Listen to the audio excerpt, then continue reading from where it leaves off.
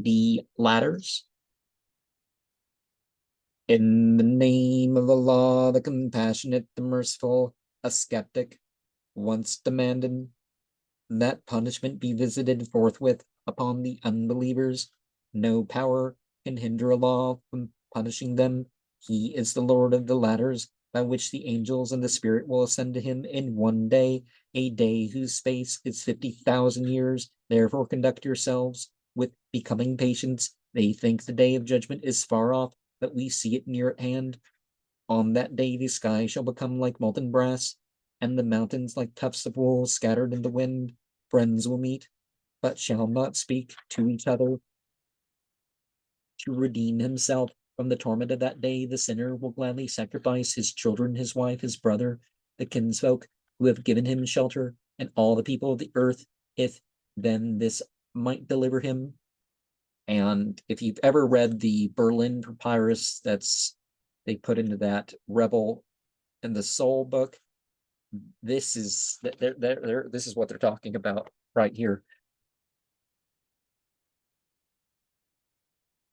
But no, the fire of hell shall drag him down by the scalp, shall claim him who has turned his back and amassed riches and covetously hoarded them.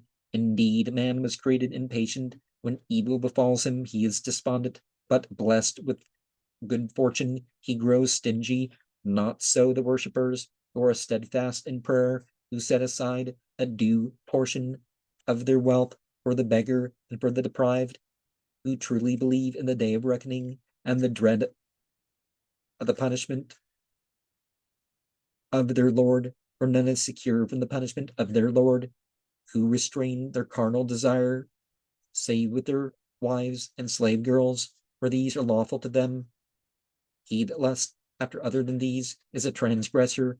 Now, lust is probably the wrong word because you're guarding your private parts. Now, those who attend to you can tailor and draw your bath and that sort of stuff. And the wives are given a separate grouping because, you can do everything permissible that's to be done permissible in this life with your wives, right? Maybe that's not the right way to phrase, but you know what I mean. Who keep their trust and promises and bear true witness, and who attend to their prayers with promptitude, these shall be laden with honors in fair gardens. But what has befallen the unbelievers that they scramble before you in multitudes from right and left? Are they seeking to enter a garden of delight? No, let them remember of what we created them. I swear by the Lord of the East and of the West that we have the power to replace them by others better than them. Nothing can hinder us from so doing. So leave them to amuse themselves and blunder about in their folly until they face the day with which they are threatened, the day when they shall rush forward from their graves like men rallying to a standard, with downcast eyes and countenances distorted with shame. Such is the day with which they are threatened. And one of the things is there's tasks, angels, unfallen angels, the Malaka, and there's witnessing ones, and they move about in cycles, and that's the type of ascent referred to here, right?